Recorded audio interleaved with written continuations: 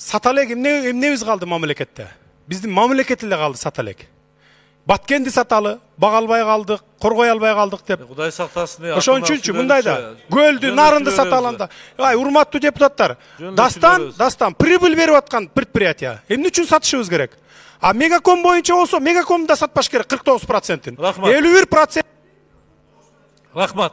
Болду, азыр добуш берүүдө талкуу болбойт. Сиз талкууга өтүп кеттиңиз. Сунушуңуз болсо айтыңыз.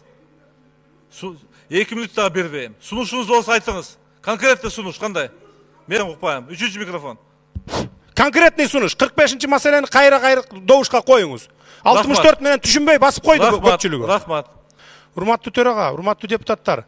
Мына Мегаком боюнча, анан Дастан боюнча сатылсын деп колдоп бердик, э? Мына урматтуу өкмөттүн өкүлү Тайырбек Сарпашев, Темир Сариевдин предложениялары менен кирип атыптыр. Парламенттин колу менен жасап атасыңар ушунун баарын. Умышленно билип туруп.